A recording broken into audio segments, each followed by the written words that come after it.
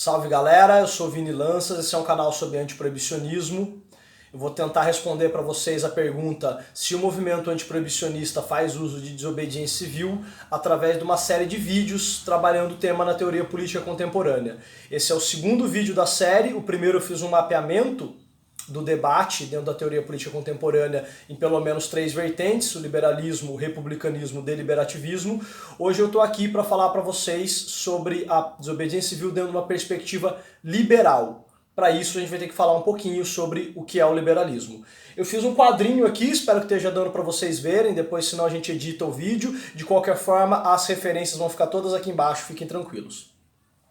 Basicamente, toda a teoria liberal ela vai ser composta por pelo menos 3 elementos.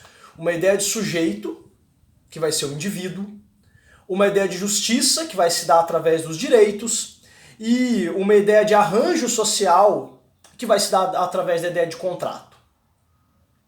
Basicamente, o liberalismo do jeito que a gente entende ele nos termos contemporâneos, ele é oriundo do debate ali entre John Locke, entre Hobbes, entre os primeiros autores chamados contratualistas, porque eles vão tentar imaginar a sociedade através de um modelo de contrato.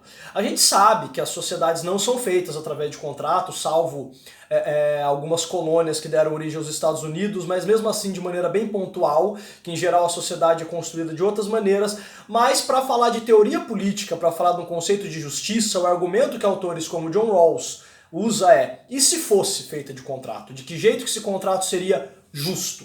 Que maneira que esses indivíduos poderiam chegar num acordo que contemplasse os anseios de todos eles? Aí a principal diferença entre o Hobbes e o Locke vai ser crucial para o liberalismo, porque para o Hobbes o ser humano não é naturalmente gregário. Ele vai imaginar um mundo sem Estado como um mundo onde as pessoas se matam, um estado de guerra, vai dizer ele. O estado de natureza, que é o momento pré-contratual que toda teoria liberal acaba apresentando. Para o Hobbes isso é caótico. Para o Locke, não. Para o Locke você tem o ser humano como um animal gregário, e que depois ele vai instituir o Estado. E isso faz toda a diferença, porque daí é a maneira como esse Estado é instituído vai implicar na maneira como a gente entende as leis e, portanto, a desobediência. Dessa forma, você tem, quando a desobediência civil, para os liberais ela pode ser justificada porque ela remonta a sua lealdade primária enquanto sujeito, ela não deve remontar ao Estado necessariamente. Ao Estado sim, mas esse Estado porque ele é a encarnação de princípios que você compartilha com uma comunidade e que esses princípios, essa comunidade, são anteriores e superiores moralmente, dependendo da teoria, ao Estado como um todo. Então, de alguma maneira, quando esses princípios são violados, princípios de justiça são violados, estaria legitimado o ato de desobediência civil. Esses princípios de justiça dentro do liberalismo geralmente vão envolver a ideia de direito, e esses direitos são atribuídos a uma ideia de indivíduo. No caso do autor que a gente mais trabalha aqui na teoria política contemporânea, que é o John Rawls, e todos os seus críticos, apologetas, comentadores, ele virou um marco canônico, o livro dele é A Teoria da Justiça, uma teoria da justiça bastante conhecido, se você não conhece, recomendo que você leia, vou deixar aqui a referência nas inscrições. Ele parte de uma concepção de sujeito que é kantiana. Ele acredita que o indivíduo, ele pode ser racional e razoável. O que isso quer dizer, basicamente? Quer dizer que, ele sendo racional, ele vai ter uma concepção de bem, do que é bom para si mesmo, e ele vai perseguir o que ele acredita ser bom para si mesmo. Ele ser razoável é ele entender que as outras pessoas também têm concepções de bem específicas, e que elas têm o direito de perseguir as concepções de bem dela. E que qualquer arranjo social minimamente justo vai ter que contemplar essas necessidades de todo mundo. Que você não cometa a injustiça do indivíduo passar na frente dos outros, atropelar, que a vontade de alguém vai atropelar a de outras pessoas. Para isso, ele imagina um momento pré-contratual, onde o sujeito desprovido de todas as suas características, restando apenas essas duas, racionalidade e a razoabilidade, escolheria entre princípios de justiça. Esses princípios de justiça seriam os que o John Rawls apresenta, que no caso são 2 princípios, né? O igual acesso aos direitos e liberdades básicas para todo mundo, que Parece óbvio pra gente, mas durante muito tempo não houve consenso na teoria de que as pessoas são livres e iguais. E o segundo é que as desigualdades que vão existir, elas devem ser decorrentes de sistemas de competitividade justa entre todos os indivíduos, e o efeito delas deve ser para maximizar o bem-estar dos menos favorecidos, que é um tema bastante complexo, mas vamos seguir a teoria. Basicamente, o modelão é o seguinte: os indivíduos, no momento pré-contratual, escolheriam princípios de justiça. A partir desses princípios de justiça, você geraria um contrato social, que é título, inclusive, de uma das obras do Rousseau. E a partir desse contrato social surgiriam as leis que ordenam uma sociedade, no caso de John Rawls, quase justa. Por uma questão de princípio democrático, essa sociedade ela é regida por arranjos representativos, mas que contemplem uma maioria constituída. E essa maioria constituída legisla para todo mundo. Mas, como os liberais vão ser os primeiros a pontuar, as sociedades modernas elas são plurais. Muita gente atribui ao liberalismo o surgimento dele a partir das guerras religiosas, quando você começa a ter uma divergência entre a fé do rei e a fé do Estado com a fé do súdito. E por isso a liberdade de consciência que foi tão cara aos primeiros protestantes da velha Europa. Você tem ali uma ideia de consciência e que você permite que mais de uma religião, mais de um ordenamento ético, moral, vamos colocar nesses termos, coexista numa sociedade. Isso é muito importante para o John Rawls, porque ele não vai negar, ele vai afirmar o fato do pluralismo. Só que dentro desse pluralismo, você vai ter um consenso sobreposto de concepções de justiça diferentes, mas que permitem que a sociedade seja minimamente bem ordenada a partir de um liberal ideal democrático.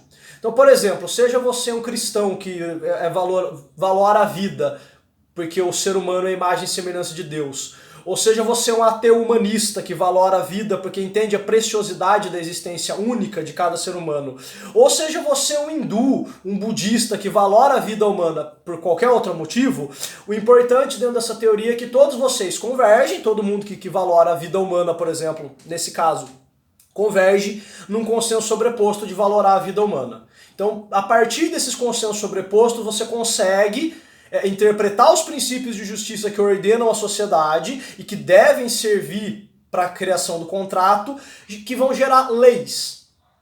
As leis as quais a gente segue para ter uma vida sociável, um ordenamento social minimamente justo e democrático. Embora a gente sabe que, dada a imperfeição da natureza humana, principalmente existe um ranço cristão, para quem gosta de reparar nessas teorias, que as sociedades nunca vão ser perfeitas. Até porque a própria perfeição é uma ideia que pode ser subjetiva, enfim. O debate não é esse. O que interessa aqui é isso. Você tem princípios que orientam princípios baseados em direitos que orientam a criação de um contrato. A partir desse contrato você vai ter regras para a formação de um legislativo que vai legislar. Eventualmente, leis, mesmo que aprovadas pela maioria e passando por todos os trâmites burocráticos de um Estado democrático de direito, elas podem ofender direitos de certas minorias. Como é o caso que a desobediência, que quando vão se falar de desobediência civil sempre se usa esse caso, como as leis de segregação racial nos Estados Unidos ou na África do Sul, onde apesar de haver um consenso de certa maioria, sei lá, no estado do Alabama, por exemplo, de que a população negra não deveria ter acesso a certos lugares, não deveria ter direitos que são considerados básicos para os brancos daquela região, isso seria de uma injustiça tão latente que os princípios estariam sendo violados, mesmo que a lei tenha sido positivada e passado pelo processo de aprovação em parlamento, executivo, enfim. O que isso quer dizer? Isso sustenta a desobediência civil enquanto ato, vamos lembrar, violação legal, pública, não violenta, coletivamente exercida e politicamente motivada. Que os atos de desobediência civil eles se justificariam porque os direitos individuais daquelas pessoas que estavam sendo prejudicadas pelas leis de segregação racial estariam sendo violados. Então, a lealdade dessas pessoas não é com a lei em si ou com o governo que está ali, mas com uma ideia metafísica de governo justo, com uma ideia de princípio que deve ser respeitado. Então, É por isso que a desobediência é civil, por isso que ela é não violenta. Ela não é uma rebelião aberta contra o Estado, dizendo não, vamos derrubar e colocar um outro sistema no lugar, como seria uma opinião anarquista de desobediência civil, que não é o caso. Dentro da opinião liberal, você deve respeitar as leis, mesmo que isso inclua respeitar um quantum de injustiça, porque a sociedade vai ser no máximo quase justa. O que isso quer dizer? Ele vai dizer, embora uma ou outra lei seja mesmo injusta, você deve obedecer o ordenamento legal como um todo, porque senão você vai gerar um tipo de caos, um tipo de desordem na sociedade que pode colocar em risco o ordenamento democrático no qual você está inserido. Ou seja, o argumento dele é tolera algumas injustiças para ter um modelão que funciona para todo mundo. Porque como a sociedade é plural, é muito pouco provável que você seja contemplado por todos os ordenamentos legais que existem. No entanto, mesmo o John Rawls e os seus comentadores vão achar que é válida a desobediência civil quando uma maioria cria uma lei ou um ordenamento jurídico que viola direitos fundamentais de uma minoria. No caso da segregação racial, fica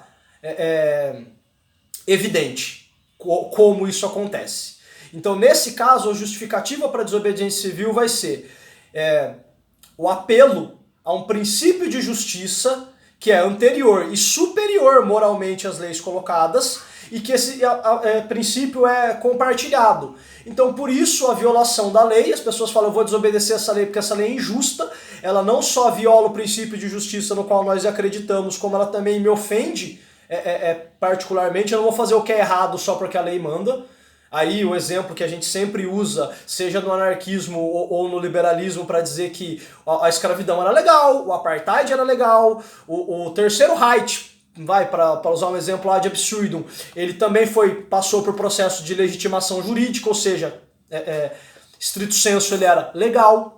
Então vai falar que a moralidade não deve se pautar na legalidade das coisas, que você deve fazer o que é certo independente do que dizem certas leis. Aí as condições que o John Rawls coloca são algumas, uma eu já disse, como por exemplo você não colocar em xeque o ordenamento legal como um todo. Ou seja, você está desobedecendo uma lei específica, você não está querendo a destruição do estado em que você vive. No caso das leis de segregação racial, eles estavam dizendo, nós queremos igualdade, nós não queremos destruir os Estados Unidos. Como aqui no Brasil, se você interpretar as marchas da maconha como ato de desobediência civil, também pode ser argumentado dessa forma. A pessoa pode falar, eu quero a legalização da maconha, eu não quero a destruição da democracia brasileira. No entanto, o argumento reivindica um princípio democrático, um princípio de direito que está anterior à lei. Então é assim que se justifica, através de uma teoria liberal, o ato de desobediência civil. Uma segunda limitação que ele coloca é a limitação dos canais legais terem sido tentados. Ele vai dizer, antes de você ir para a rua fazer seu protesto, você deve tentar, pelas vias legais, contemplar a sua demanda. Ou seja, faz petição, pressiona seu deputado, faz passeatas, mas que não violem leis. O argumento dele é, depois que você tenta fazer a pressão pelos meios legais, se deu errado, ou se por algum motivo seu estado não é democrático o suficiente para esses meios legais surtirem diferença, aí você vai para a desobediência civil. E o terceiro, que é o mais controverso das limitações que ele coloca, é em relação o que levaria, o que seria justo você desobedecer. Porque ele vai falar que a desobediência civil, o John Rawls no caso, ele vai dizer que a desobediência civil ela seria mais apropriada para violações de liberdade, direitos básicos de liberdade. Ou seja, no caso das leis de segregação racial fica evidente isso, de que você está dando menos direito para uma parcela da população do que para outra por razões completamente arbitrárias. Agora, ele vai dizer que quando quando a violação legal viola o segundo princípio, quando o ordenamento legal viola o segundo princípio de justiça, que envolve as relações de desigualdade dentro de uma sociedade bem ordenada, que não seria justo a desobediência civil. Ou seja, ele coloca uma clara limitação para a violação do princípio da ideia de liberdade, do direito de propriedade, aliás. Porque para os liberais, a liberdade econômica é muito importante. E mesmo com o John Rawls, que tenta fazer um liberalismo político, essa ressalva ainda está lá muito forte. Então ele vai dizer que a desobediência civil não deveria se aplicar nos casos de violação da propriedade privada. Agora, se a violação da propriedade privada vai ser tratada como um crime comum, que jeito que isso reverbera na teoria do John Rawls, eu não vou entrar aqui, até porque daria muito trabalho e não sei se acrescentaria muito a crítica que já é feita ao liberalismo por vários setores da intelectualidade de esquerda.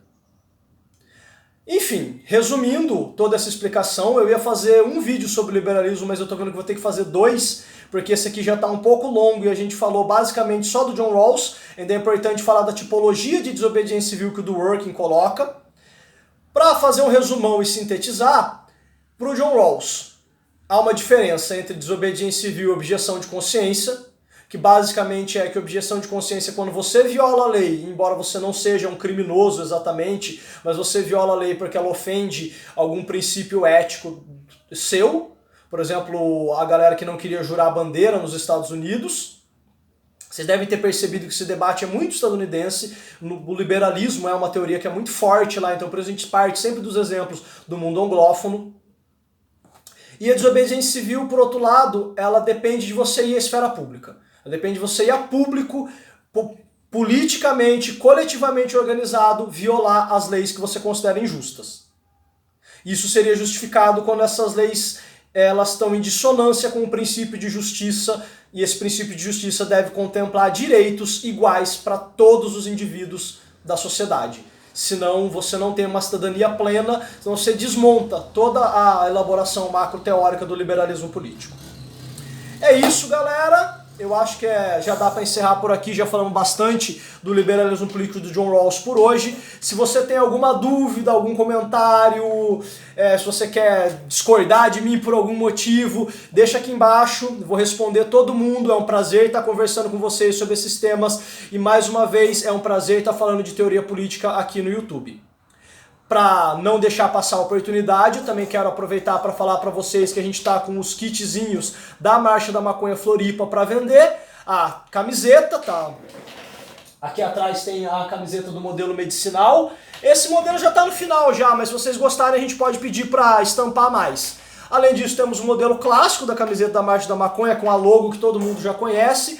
O copo e as máscaras do Instituto da Cannabis. As máscaras também estão muito bonitas, eu já mostrei no outro vídeo. E é importante que você saia de casa sempre com máscara. A gente sabe que a pandemia está matando cada vez mais brasileirinhos.